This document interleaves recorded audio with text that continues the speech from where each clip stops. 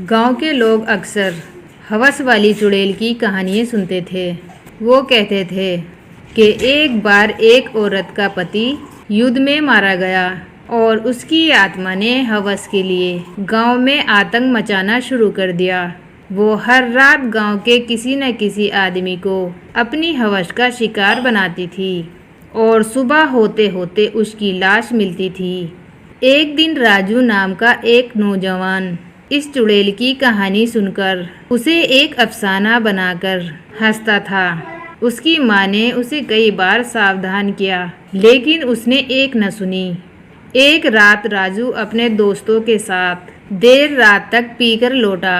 रास्ते में उसे एक सुंदर औरत दिखाई दी। वो सफ़ेद साड़ी पहने खुले बालों में खड़ी थी।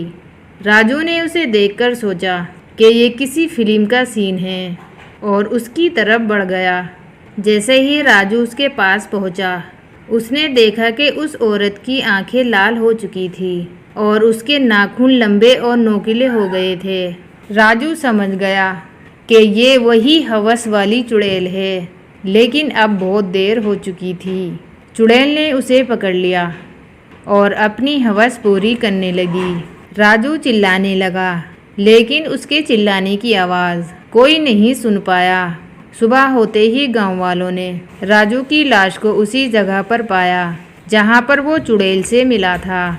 उसकी आंखें खुली थी और चेहरा आतंक से भरा हुआ था।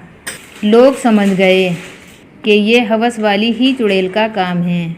उस दिन से गांव के सभी आदमी रात में बाहर जाने से डरने लगे। कहते हैं कि उस चुड़ैल की आत्मा आज भी गांव में भटक रही है और अपनी हवस पूरी करने के लिए शिकार ढूंढ रही है। जो भी उसे रात में दिखता है, उसका भी वही अंजाम होता है जो राजू का हुआ था। हवस वाली चुड़ैल की दहशत आज भी गांव के हर कोने में महसूस की जा सकती है। दोस्तों, आपको एक कहानी और सुनाती हूँ।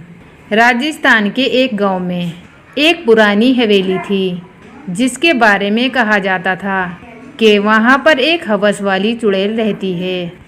गांव के बाहर से 3 दोस्त आए, अमित, रजक और नेहा। इस हवेली की सच्चाई जानने के लिए वहां पहुंचे तो रात हो गई थी।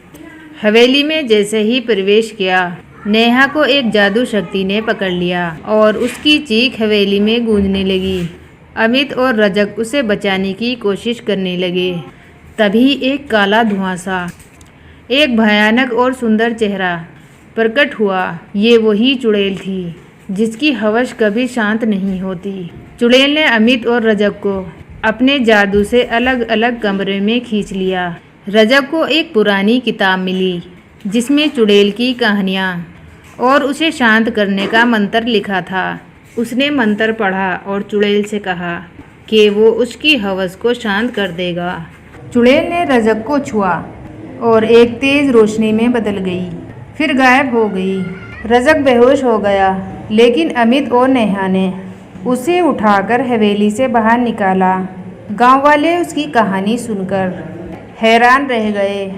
हवेली अब एक खंडर बन गई और लोग वहां जाने से डरने लगे, लेकिन चुड़ैल की कहानी हमेशा के लिए गांव में गूंजती रही।